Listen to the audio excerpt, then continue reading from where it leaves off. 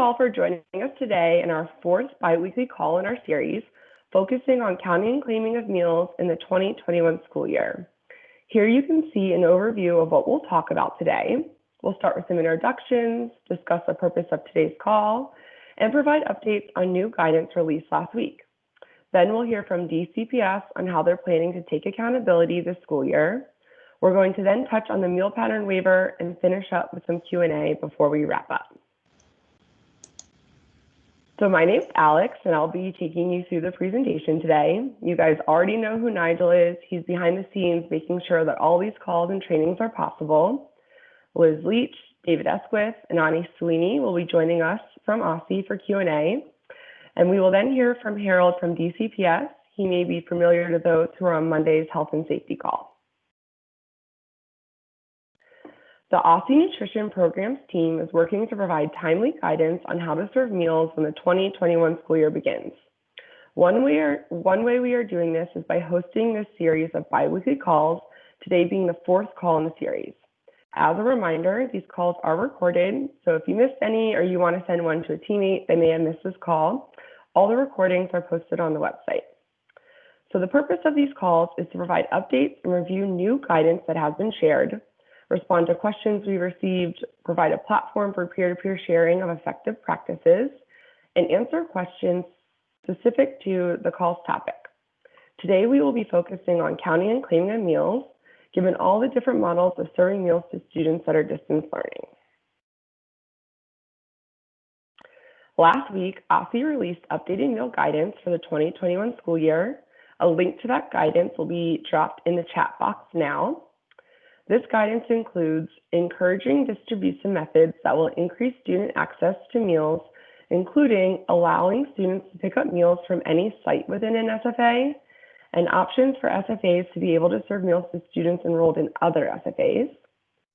It also includes updates to the Fresh Fruit and Vegetable Program, or FFVP, and updates on procuring local foods and serving fresh produce.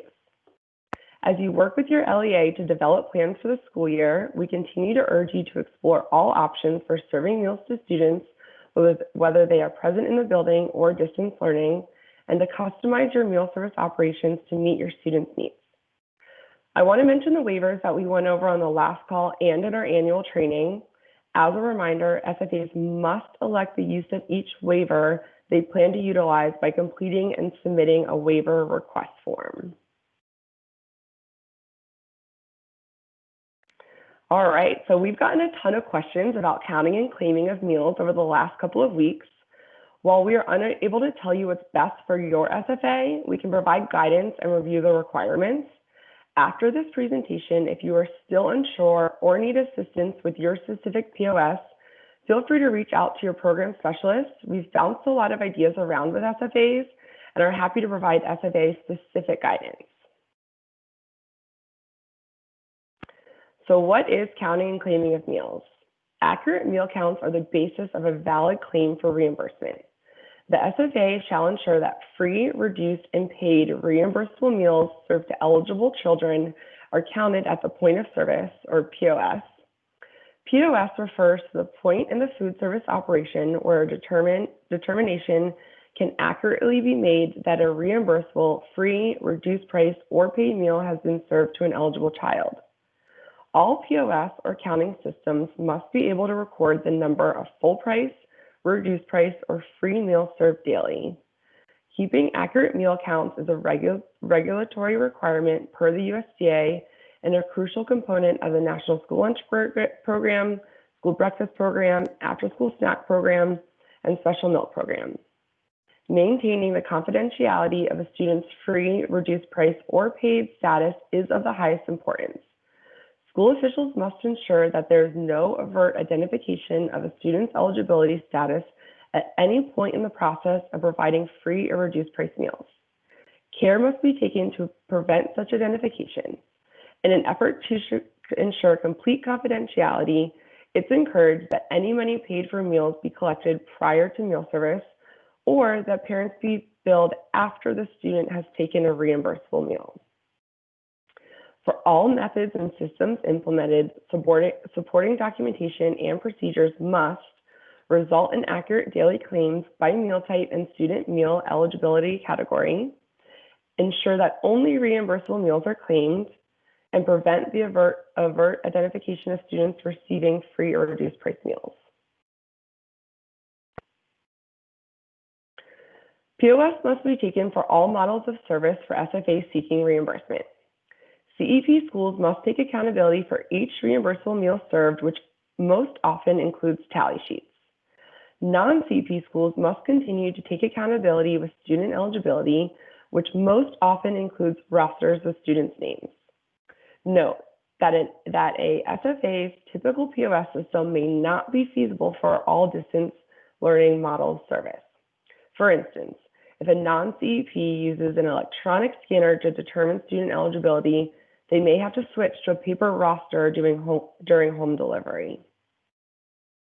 Meals are claimed for the days they are intended to be consumed. If giving out 3 days worth of food on a Monday, then meals should be counted on the day it is intended to be consumed. So the meals will be claimed on Monday, Tuesday, and Wednesday. For SFAs interested in implementing multiple service models concurrently, POS from each model should be combined and claimed daily. This translates to if a school is serving in-person and distance learning lunch on Monday, all lunch meals will be combined and claimed for that day. You may also see a site doing home delivery and pickup. POS from both methods of service would be combined and claimed for that day as well.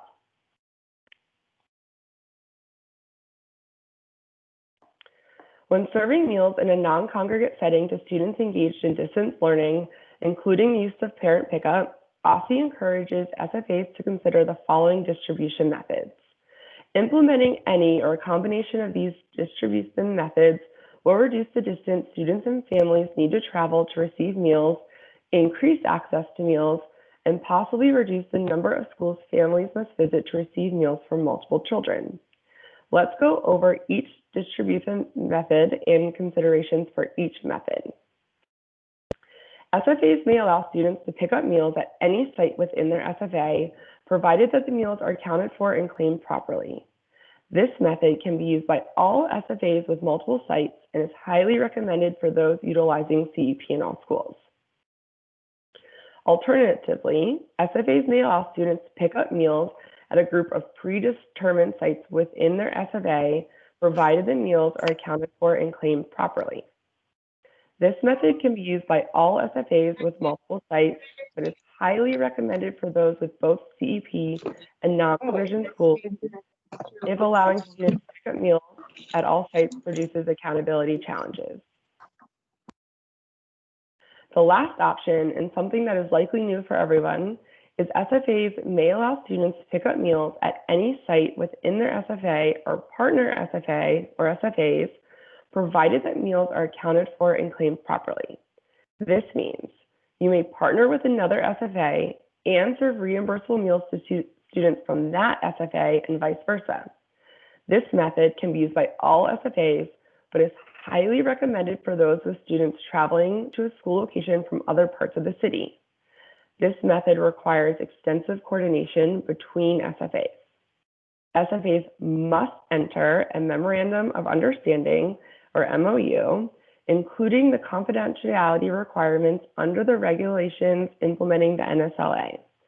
This distribution method should only be advertised to families once all details of the partnership have been confirmed between the participating SFAs. So let's look at an example of POS and claiming if allowing students to pick up any meals from any site within their SFA. So OSSE School District allows students or parents and guardians to pick up meals at any site within the SFA. At the POS, the student or parent or guardian confirms enrollment in the SFA and that they have not yet received a meal for the days they are picking up for. The meals are distributed, the meals are accounted for. If multiple days worth of meals are picked up at a time, the meals are accounted for on the day in which they are intended to be consumed. SFAs utilizing CEP at all sites take accountability on a daily meal count form. SFAs that have non-CEP sites take accountability by student PIN or roster. At the end of each week, edit checks are reviewed to ensure the number of each type of meal served daily does not exceed the number of students in attendance daily. For example, if 100 students are in attendance on a particular day, no more than 100 breakfast meals and 100 lunch meals can be reimbursed that day. Edit checks are utilized to consolidate meals, complete, and submit the monthly claim for reimbursement. So let's look at the next option, meal pickup at a group of sites within an SFA. For multi-site SFAs that have either more than one CEP grouping or have both pricing and CEP schools, SFAs may allow students to pick up meals from any site within that group. For example, if an SFA has 6 sites and 3 sites are CEP Group 1 and 3 are CEP Group 2, students could only visit one of the 3 sites within their same CEP group if your SFA chooses this model. So if I go to a school that's in CEP Group 1, I could visit any of the 3 schools in CEP Group 1. The benefit of this is that it will make counting and claiming easier since everyone is claimed at the same CEP rate. A disadvantage of this is that students have a more limited number of sites they can visit to access meals. Another option for SFAs is that SFAs may partner together and allow students to pick up meals from any SFA within the partnership. This requires extensive coordination among SFAs and requires an MOU. SFAs should ensure that they have a way to take POS for each school in the partnership, a process for reporting meal counts to the SFA in which that student is enrolled, and if SFAs will be charging for the meal served. This is a great option for SFAs that have students that travel across the city.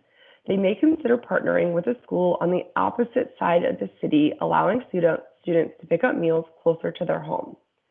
This is also a great option for SFAs that often work with the same families. You may have a few elementary schools that feed into a high school, and that cluster of schools may decide to partner together. This would allow the family to visit one site for meals for the entire family rather than traveling around to each individual school. So let's look at an example of POS and claiming if SFAs are partnering with each other. So School A, School B, and School C enter a MOU allowing students or parents and guardians to pick up meals at any site within the 3 SFAs. At the POS, the student or parent or guardian confirms enrollment in one of the SFAs and that they have not yet received meals for the days they are picking up for.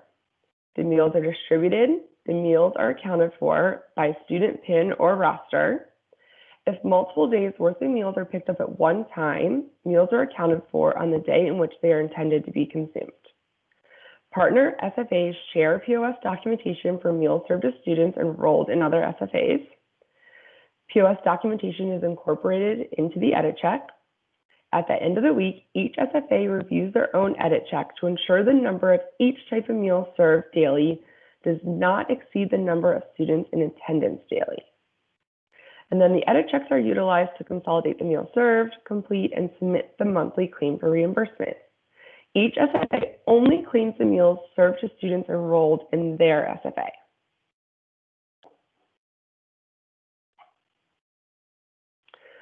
So the overall counting of meals.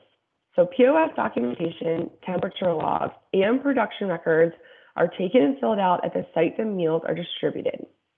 For the claiming of meals, if you are an SFA with multiple sites and all of your sites are non-CEP, then students have to be tied back to their home school and claimed at their home school within the SFA. If you are an SFA with multiple sites and at least one site is CEP, there may be an option to not tie a student back to their home school or the CEP sites and claim the meals at the distribution site. OSSI will address this on a case-by-case basis because it depends on different eligibility and reimbursement rates, which is why we will address it on a case-by-case basis with each multi-site SFA that has CEP. And just to mention, although it may seem obvious, if you are a single site SFA, then you are counting and claiming the meals at your site. unless, of course, you've entered an agreement with another SFA, in which case the meals are claimed at the site in which the student is enrolled.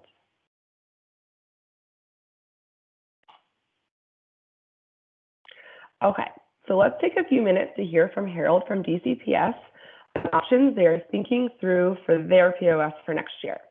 So Harold, I'll turn it over to you now.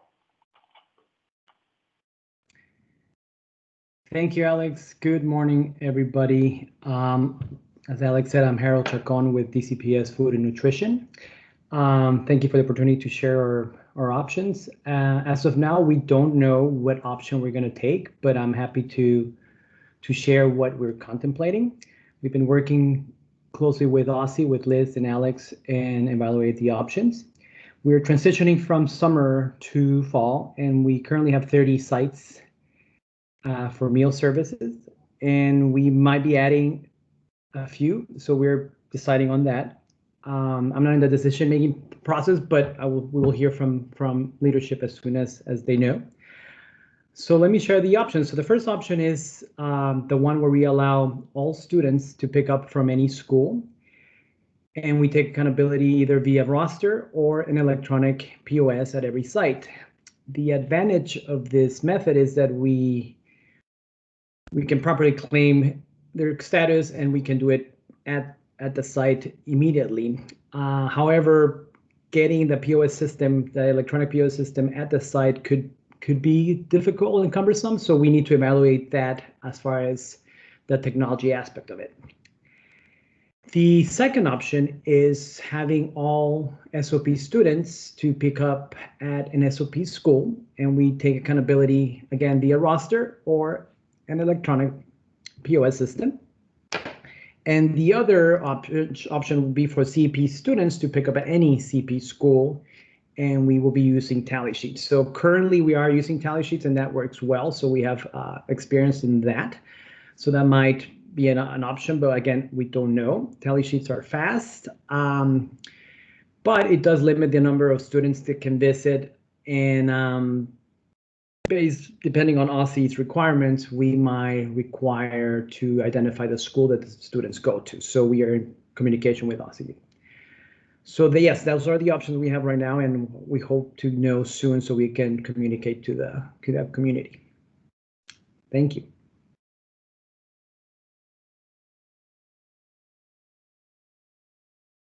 All right, thanks so much, Harold. All right, so let's take a quick pause here for some Q&A on counting and claiming. I'll let Ani walk us through this first Q&A. Good morning, everybody. Please continue to drop your questions into the chat feature. And if you don't have access to the chat feature, please raise your hand virtually and we'll be able to get to you.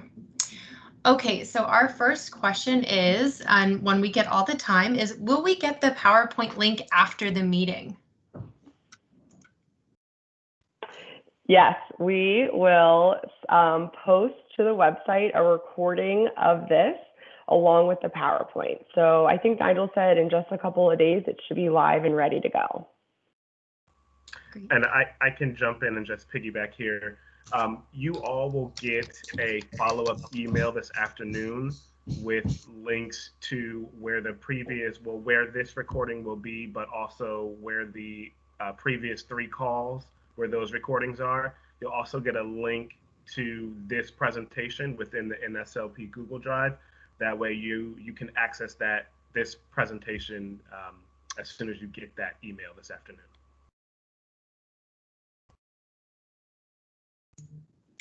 All right, great. Thank you, Nigel. Okay, our next question is, are there any updates on enrichment activity requirements for snack and ARAS supper? Can the activity be completed online? Thanks for that question. And this is, oh, sorry, Alex, this is Leslie Jett that had happened to answer this one. We have been in very frequent contact with USDA pushing for an answer on this, and USDA does not have an answer yet on whether after school activities can be virtual. So as soon as we have an answer, we will relay that out to folks. Okay. Our next question is how to reconcile cost of purchasing meals if we only get reimbursed for meals served to our students. We may serve 200 meals and an MOU partner school serves 200 meals, but only 150 go to our students and 250 to their students. How do we manage payment and delivery of meals to each site? That's a great question, and it's definitely something that you need to think about when entering a partnership with another SFA. So when you're thinking through the partnership, the SFA that is handing out the meals is going to be the one ordering the meals and paying for the meals, but not necessarily getting reimbursed for the meals. They're just getting reimbursed for meals served to their students. So it's something that you'll want to talk about. Are you guys going to pay each other for the meals? So let's say in this example, I think 200 meals were served elsewhere and you're getting reimbursed for those meals. Are you then paying the SFA for those meals? At what price? Is it the price that they're paying for them? Is it the reimbursement rate? So there's a lot that has to go in to partnering with another SFA, especially payment and who will be paying and how will you be reconciling the meals between the SFAs. Wonderful. Thank you, Alex. Okay. And are there any examples of SFAs that have entered into an MOU that's been mentioned? So I haven't seen one yet, but if anybody is on here that has thought about it or has examples, feel free to let us know. I'm sure schools would love to see what you've come up with, but we have not come across any yet. If anybody has, if you would, maybe just put a message into the chat feature, that would be great. Okay, our next question is, if we distribute a meal on Friday before school starts, but we intend it to be consumed the following Monday, Tuesday, and Wednesday, this would be a 3-day kit. Is that permissible? In general, are we able to send home kits that cover days in the future if the meals are frozen? Yeah, so that's allowable. So just remember that you are taking accountability on days that the meal is intended to be consumed. So if you are giving out meals Friday afternoon, lunch is already passed, and they are for Monday, Tuesday, Wednesday, maybe they're Monday through Friday, because remember, in DC, you can give up to 7 days worth of meals at a time. That's definitely allowable. What you want to consider is, will the food last? So if you're giving out meals on a Friday for Monday, Tuesday, Wednesday, and the meals are frozen, we know they're going to last. If you're giving out, you want to consider the meal in the menu and just make sure that the meals will hold over to the day that it's intended to be consumed.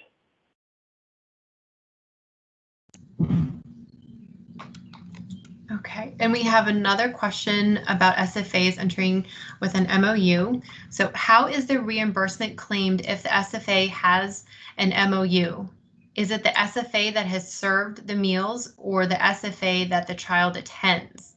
If the SFA that child attends, does the SFA that provides the meals send the bill to the other SFA? Yeah, so if you are partnering with another SFA, you are claiming the meals that were served to the students that are enrolled in your school. So whether it was served on site at your school or whether it was served at a partner SFA across the city, you can only claim meals for students enrolled at your school. So let's say I'm serving meals at my site and then a partner SFA is serving meals.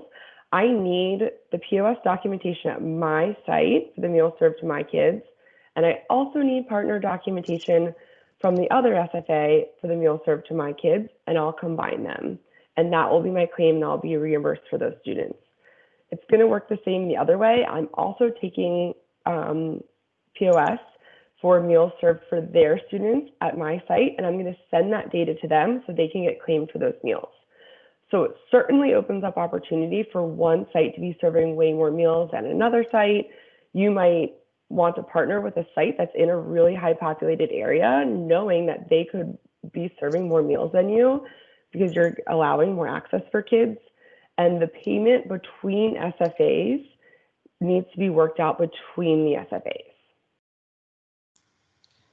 Thanks, Alex. And I'll just add one thing to that. I would anticipate that in the MOU that's agreed upon between the SFAs working together, you identify in that MOU how you will,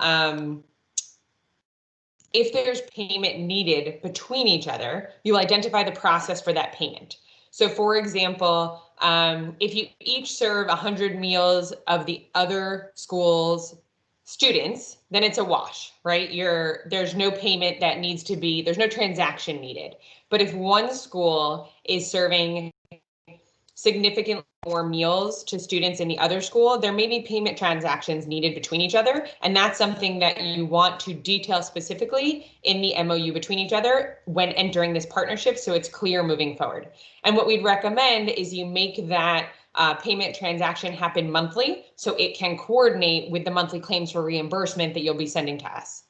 But as Alex stated, and just to reiterate, each SFA is only claiming meals that they served to students enrolled in their SFA.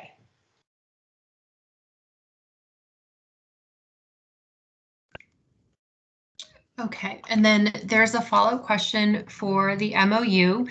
So will the MOU break apart if any other partner resumes in-person learning while the others do not?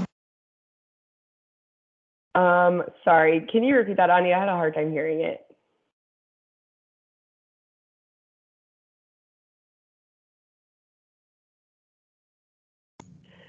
I'm so sorry about that. There's some background noise here. So the question is, Thanks. Will an MOU break apart if any of the partners resumes in-person learning while the others do not? I would say that's up to the SFAs, and that's something that you guys should talk about and put in your MOU. What happens if one school starts learning and the other one doesn't? Can students still access the building if kids are distance learning to pick up meals? So that's a great question and something that should definitely be considered when you're working out your agreement between SFAs. Okay, all right, so let's switch gears here. So we have some FFVP questions. So are there any updates on whether FFVP can be done through food distribution? Liz, I'll let you talk to this one. I know that we had requested a waiver on USDA, but I'm just not quite sure where we landed.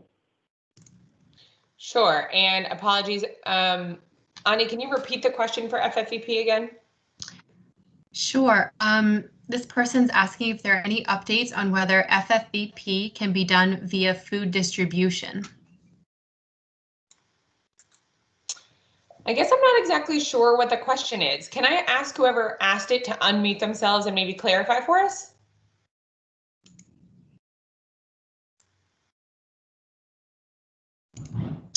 So Monique, this question came from you. If you would like to unmute yourself, that would be great. If not, we can move on.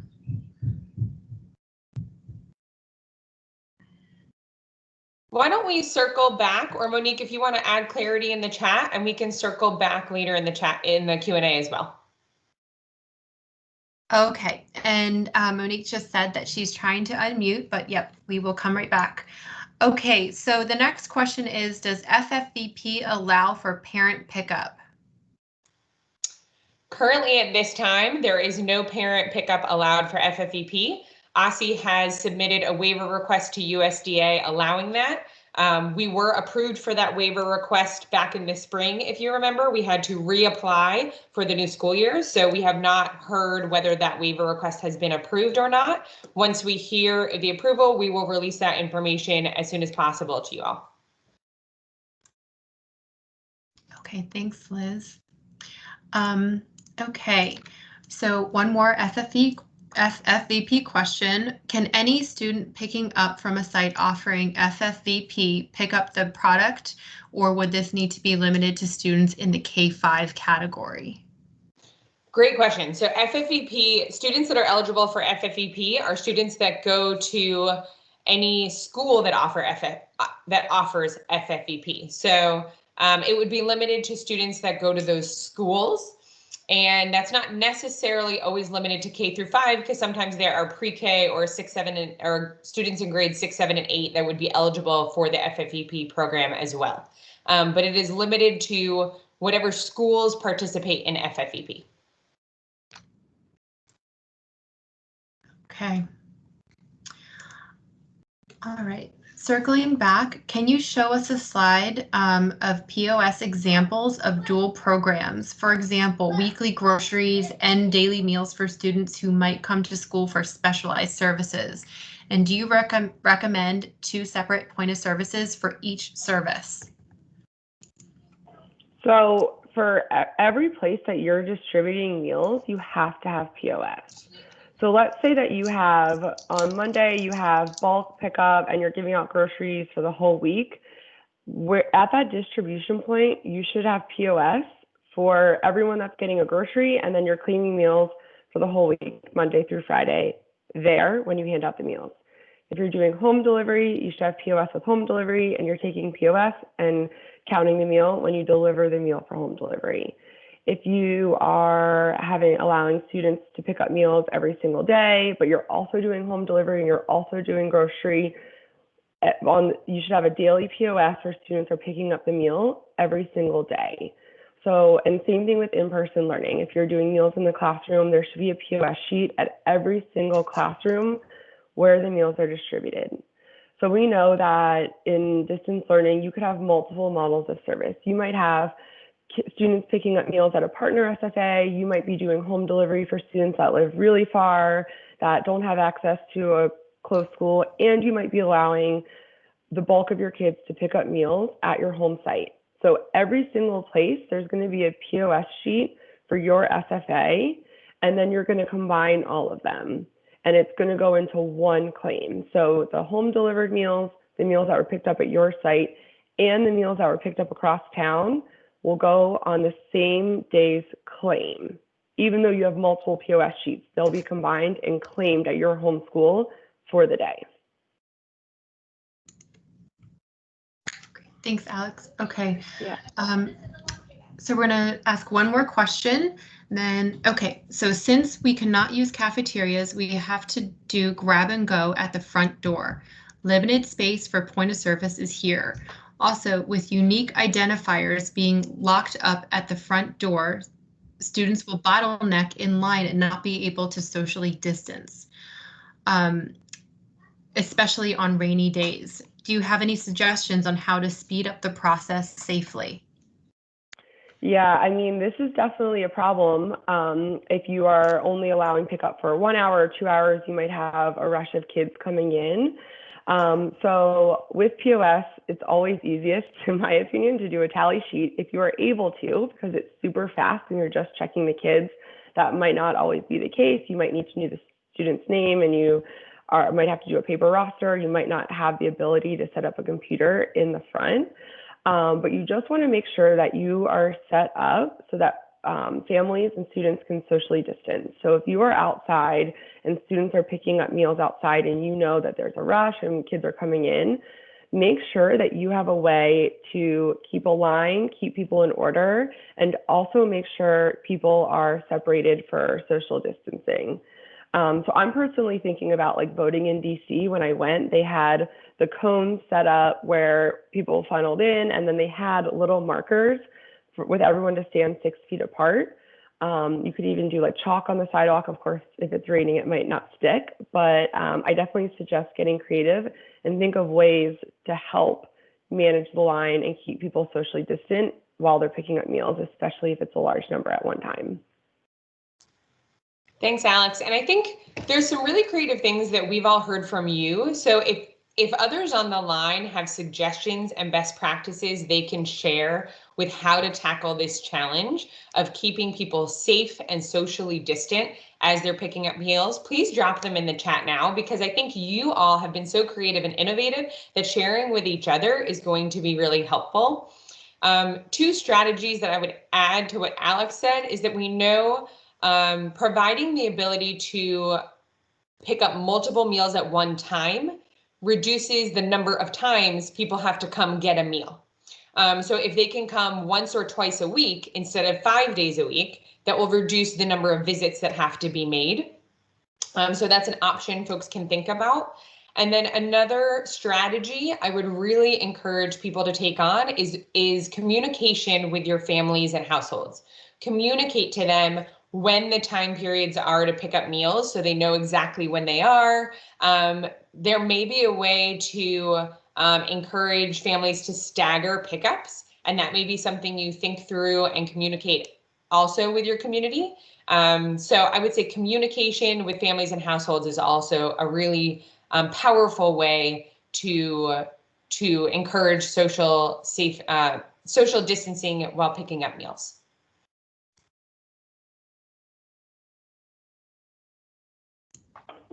Thanks, Liz.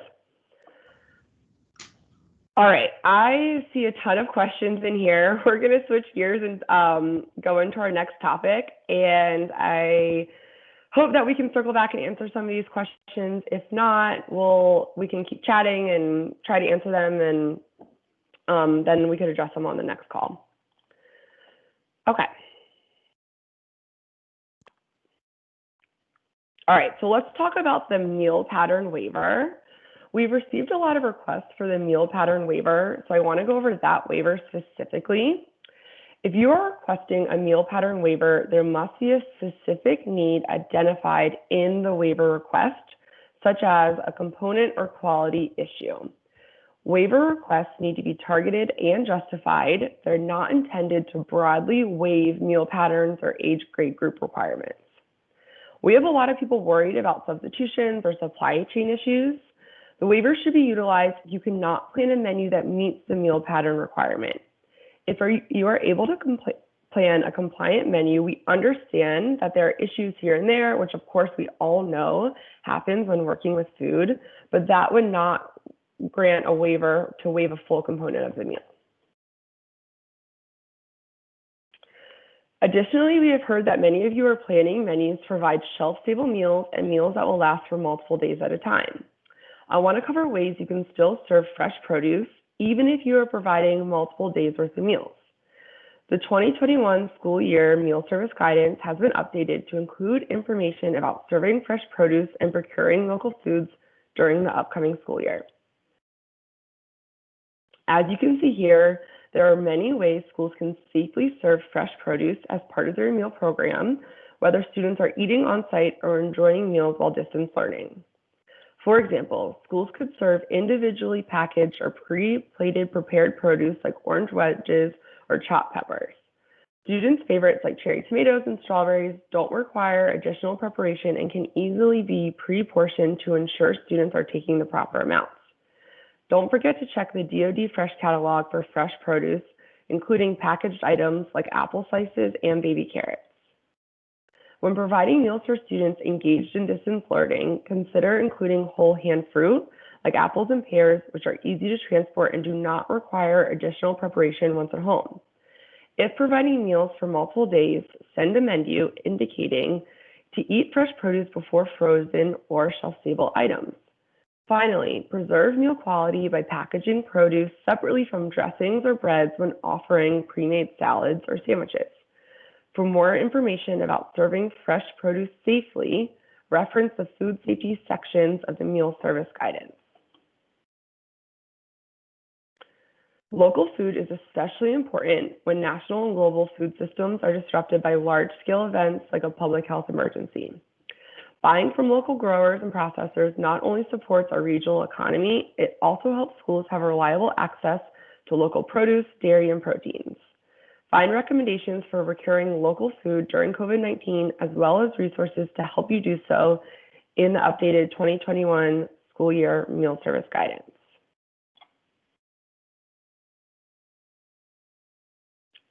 All right, so before we go into our last Q&A, I want to provide an update on two questions that we've gotten a lot of over the last couple of weeks. So if you are doing home delivery, the delivery driver does not need to be a food handler. Second, you are able to serve meals from a location that is not the school. So if you have a large concentration of kids located in an area, you could serve meals from a rec center or from a delivery truck that is stationed, let's say, in a park or something. If providing meals from a delivery vehicle, we have not confirmed with DOH if a food handler needs to be present. So You still need a food handler on site in your school cafeteria. You do not need a food handler if delivering meals directly to a student's door on the delivery vehicle, but there's gray area on if you need one if serving meals off-site from the cafeteria. So we're just trying to get more clarification from DOH. If you're considering doing this, you can shoot me an email with your exact service model, and I can let you know if you have to have a food handler on site for that or not. Okay, so we have more time, about 5 more minutes for Q&A. If anyone has questions on the meal waiver, or we can go back to some other questions that were asked earlier. Okay, so there were a couple questions that we weren't able to get to before. So our first question is, because so many parents and students have been picking up meals from open sites, is there any universal communication going out district-wide to clarify the changes in meal service on August 31st and beyond? I'll let Liz jump in for that one. Let's see. Thanks, Liz. Sure. Yeah, I'll pop in. I think that's a great suggestion. And so we will take that and move forward with that. I will say that this information has been shared widely on the weekly Deputy Mayor for Education's, the weekly DME calls, as well as it was shared this past Monday on our team's health and safety call. So it is being shared widely, but I think that's a great suggestion, and we will continue to share it even more broadly so that folks are aware. Thanks, Liz. Okay, our next question is, I would like to know if I give a student 3 days of meals, they attend school for 2 days, do I lose payment for the missing day? This is a great question. I don't know if we've necessarily worked out all of the kinks yet on what happens if you give out 5 days worth of meals. On Monday, of course, you're claiming at the time of distribution, and then perhaps that kid is sick on Friday. Or perhaps you're a CEP school and you've already claimed the meals and you can't necessarily tie that specific student's attendance back to them picking up a meal. So this is a great question. We've been talking internally about it as a team, and we will put out more guidance on that once we work through it a little bit more. Yeah, and the only thing I'd add to that is that, you know, in the claim workbook, when you submit a claim for reimbursement for the month, you're entering a monthly attendance number, and you want to be looking to make sure that you don't serve more meals than students are in attendance. And that's what we look at to double check as well. Obviously, meals can't be served to more students that are in attendance. And so making sure those numbers align is very important, and that's definitely what we'll be looking at. But for further nuances than that, as Alex said, we'll be looking into further nuances and providing updates as we have them available.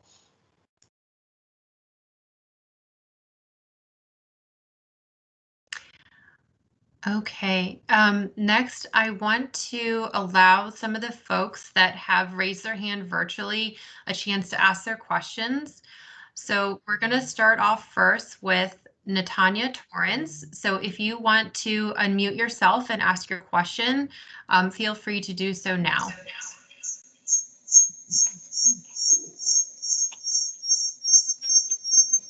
Come on, baby.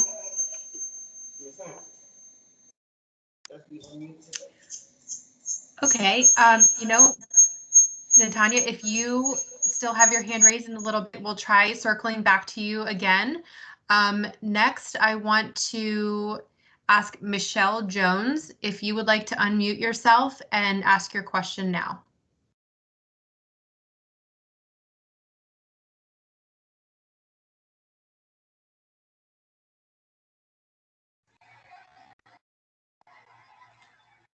Hello? Hello, we hear you. Oh, I would like to know when we're before we serve lunches and breakfast and lunch, far as like uniform wise, do we need to change into a uniform because you know the COVID, do we need to change it to another set of clothing, you know, before we start dealing with food wise? or do we just, go with the regular daily routine? I'm going to see if Dave pops on, but if not, I can take that question. Yeah. Hi, Alex. This is Dave Esquith with the policy team at the Health and Wellness Division. That's a great question. I think you don't have to wear special personal protective equipment, but you should be wearing a mask. You should be wearing gloves. And you need to be careful to adhere to the maximum extent possible to all of the social distancing requirements. So, and making sure that you are kind of cleaning and trying to keep things as separate as possible. But our guidance at this point is that you do not have to wear personal protective equipment other than masks and gloves when you are kind of distributing meals. Thank you. Yes, thank you, Dave. Okay, next up, Ana Pereira. If you would like to unmute yourself and ask your question, feel free to go ahead and do so.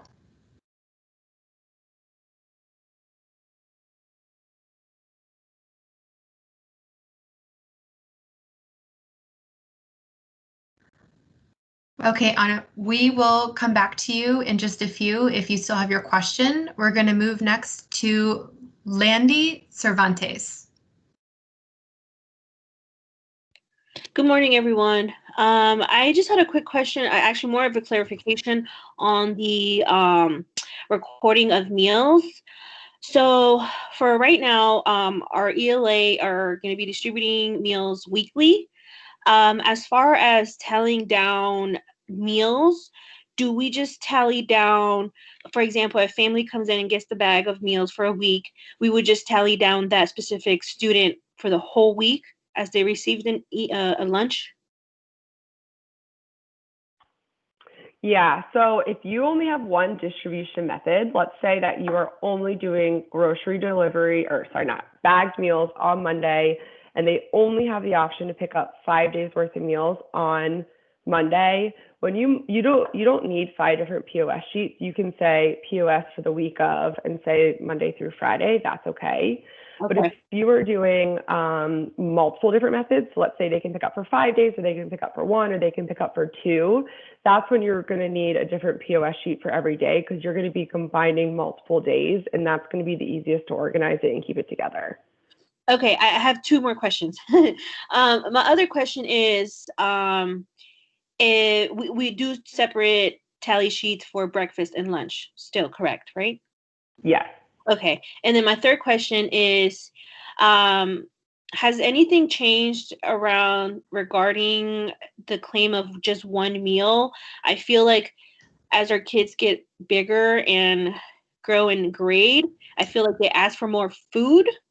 Are we only going to be recording or claiming one meal for that specific student, even if he receives 2 or maybe 3? Yeah, so it's only 1 breakfast and 1 lunch per day per student. So if you choose to give out 4 meals per student for that one specific day, per student, we can only claim 1 breakfast, 1 lunch. You could also do after school snack if you're eligible, or supper if you're eligible, but you can't claim 4 lunches for 1 student on one day. Alrighty, thank you. Thanks, guys. Okay, I see we're just about out of time, so I just want to do a quick wrap up. I see there's a lot of questions here. I see there's more meal pattern waiver questions. I just want to touch on the meal pattern waiver quickly. If you've submitted one, we do have to talk about it as a team and make sure it's allowable by USDA. So a lot of the other waivers we're able to kick back to you really quickly and let you know if you're approved. The meal pattern is going to be a couple more days. So I see your questions there, and if you have any more specific meal pattern questions, definitely reach out to us.